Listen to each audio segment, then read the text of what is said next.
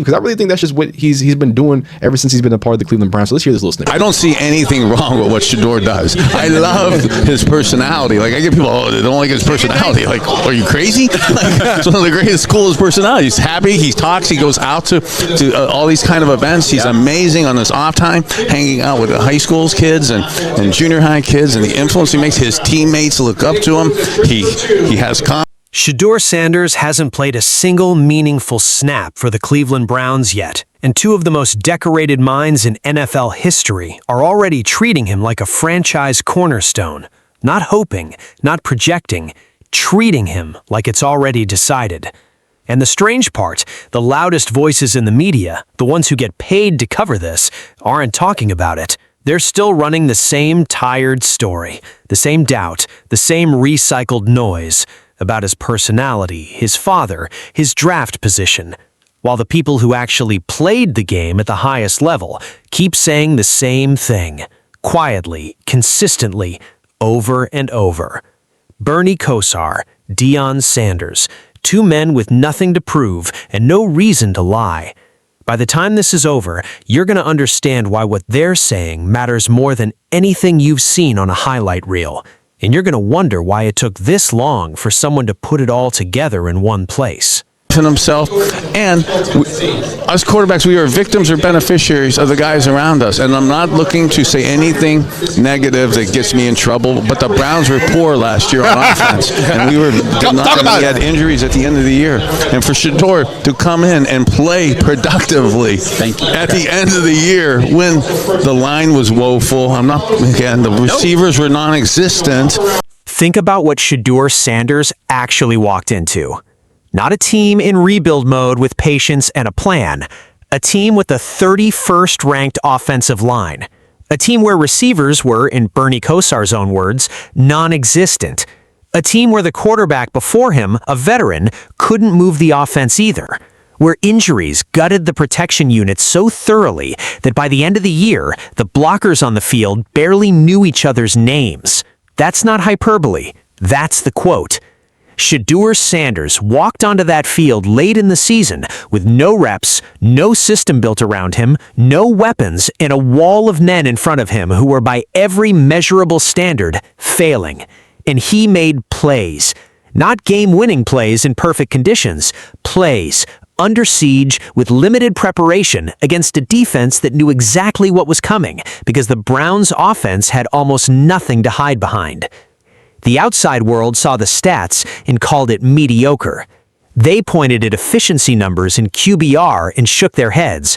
They did what they always do. They took the easiest data point and used it to confirm what they'd already decided.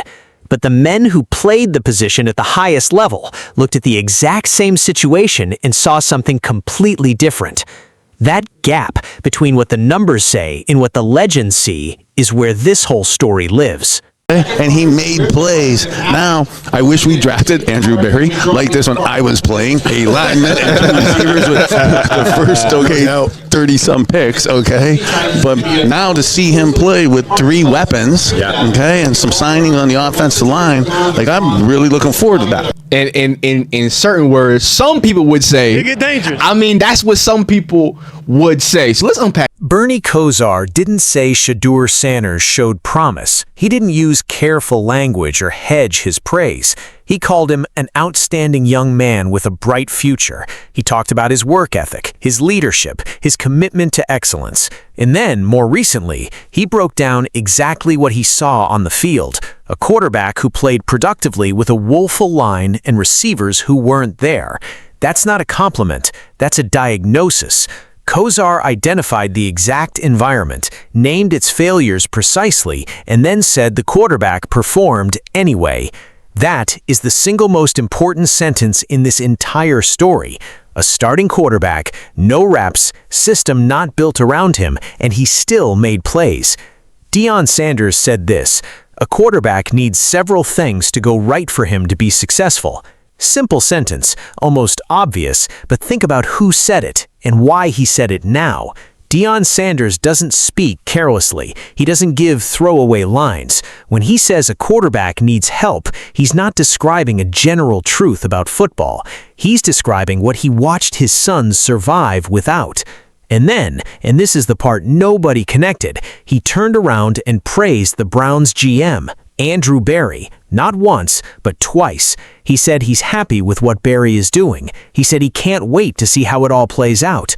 A man who was supposedly there to undermine the franchise, a man the media expected to be a destabilizing force, praising the front office, consistently, on record.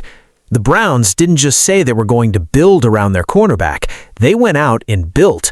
New weapons, offensive line investment, a depth chart with actual infrastructure around a young passer for the first time in years. And Josh Cribbs, a man inside the building's orbit, just said it publicly. The starter is known. In the building, they know. The competition is procedural. The decision has already been made. Organizations don't invest in what they don't believe in. 31st, PFF offensive line ranking, end of season, with injuries, without key starters on the game-winning drive, and Shedeur Sanders still engineered that drive. That's not the stat that defines him, that's the stat that defines what he did it without. And now all of a sudden, everybody's agreeing. Not only is everybody agreeing, but the stats agree. Ranked 31st PFF offensive line unit. Closing out the season, that's with injuries. That's also with missing some Dylan Sampson some days, missing some Harold Fanning in that game-winning drive that he put together, right?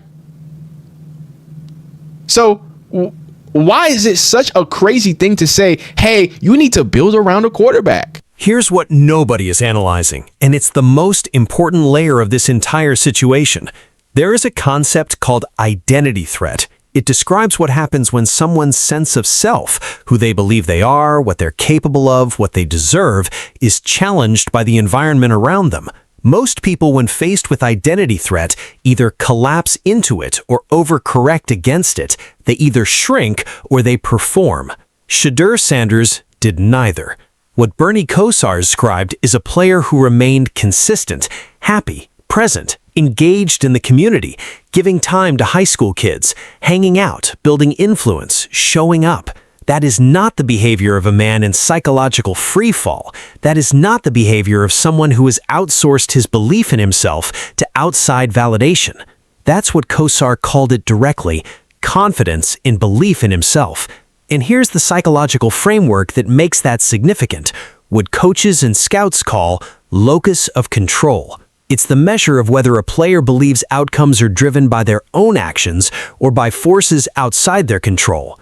Quarterbacks who internalize locus of control, who operate from the belief that what they do directly determines what happens, are the ones who survive bad environments.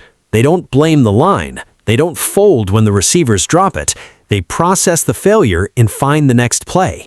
The fact that Shedeur Sanders emerged from last season's wreckage, still talking to young kids on his off days, still earning the respect of his teammates, still drawing consistent praise from men who have no reason to give it, that is a behavioral signature.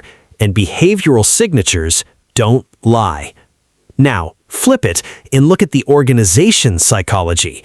When a franchise hedges, you can feel it in how they talk. Careful language, lots of qualifiers. He's in the mix. We'll see how things develop. That is hedge behavior. That is what it sounds like when a front office isn't sure. The starter is known in the building. Like, without a shadow of a doubt, the starter is known in the building.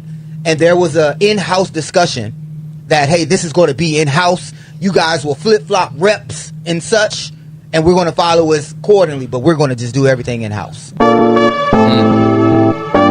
So, if you can't see, Josh Cribbs believes, without a shadow of a doubt, the starter is known in the building. And by that means, amongst the That is not what you're hearing from Cleveland. What you're hearing is investment language, long-term language. We can't wait to see how this plays out. That's a different psychological posture entirely. That's what commitment sounds like before it's official. Think about it from Bernie Kosar's point of view for a second. He is the last great Browns quarterback before Baker Mayfield. He played on teams that didn't have enough around him. He knows better than almost anyone alive what it looks and feels like when a quarterback is being asked to win with insufficient tools. He has watched this franchise cycle through failure for decades, and he is not being careful or diplomatic about Shedeur Sanders. He is being specific. He is naming the problems, the line, the receivers, and then saying the quarterback still performed. That's not loyalty to a narrative. That's a scout's eye pointed at a player and coming back with a clear answer. When someone who has lived the failure pattern of a franchise sees someone who might break it, they don't shrug. They say something.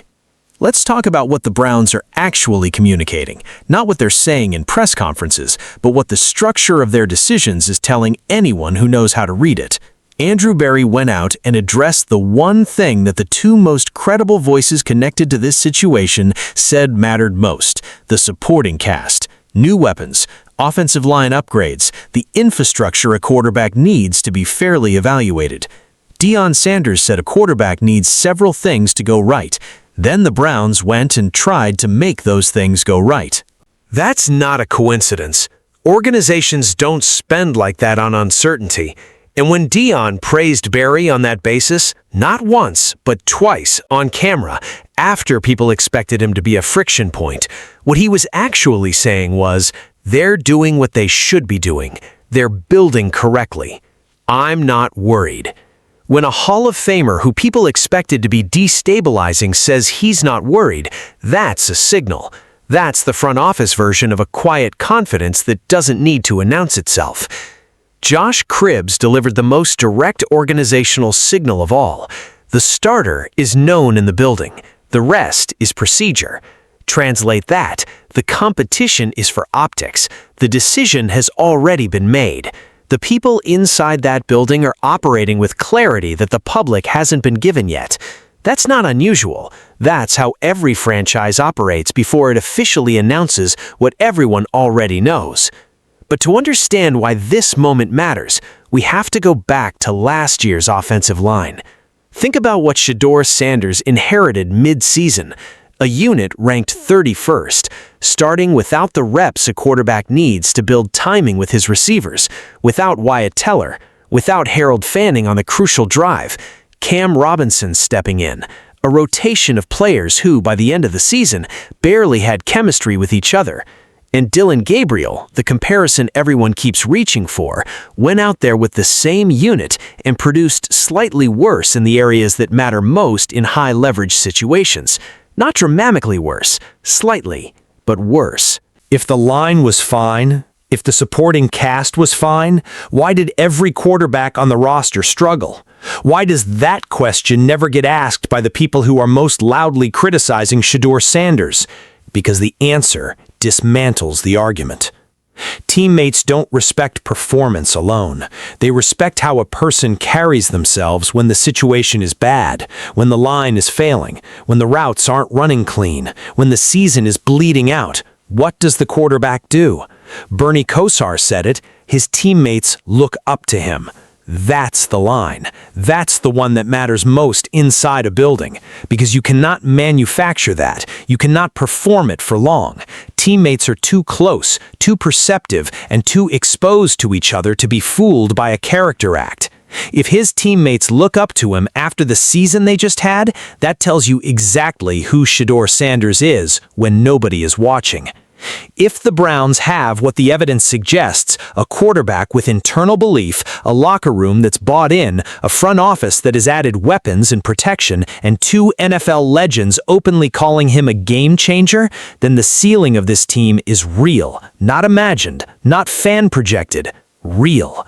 This could be the first Cleveland Browns season in a long time where the question isn't whether the quarterback is the problem, where the question is just, how far can this group go?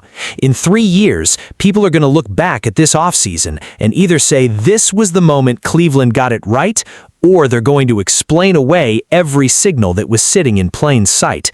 History doesn't forgive the people who dismissed what the legends already saw. That is not what you're hearing from Cleveland. What you're hearing is investment language, long-term language. We can't wait to see how this plays out. That's a different psychological posture entirely. That's what commitment sounds like before it's official. Think about it from Bernie Kosar's point of view for a second. He is the last great Browns quarterback before Baker Mayfield. He played on teams that didn't have enough around him. He knows better than almost anyone alive what it looks and feels like when a quarterback is being asked to win with insufficient tools. He has watched this franchise cycle through failure for decades, and he is not being careful or diplomatic about Shedeur Sanders. He is being specific. He is naming the problems, the line, the receivers, and then saying the quarterback still performed. That's not loyalty to a narrative. That's a scout's eye pointed at a player and coming back with a clear answer. When someone who has lived the failure pattern of a franchise sees someone who might break it, they don't shrug. They say something. Let's talk about what the Browns are actually communicating. Not what they're saying in press conferences, but what the structure of their decisions is telling anyone who knows how to read it.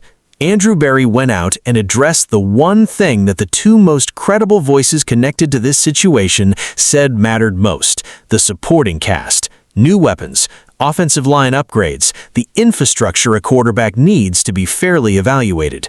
Deion Sanders said a quarterback needs several things to go right. Then the Browns went and tried to make those things go right.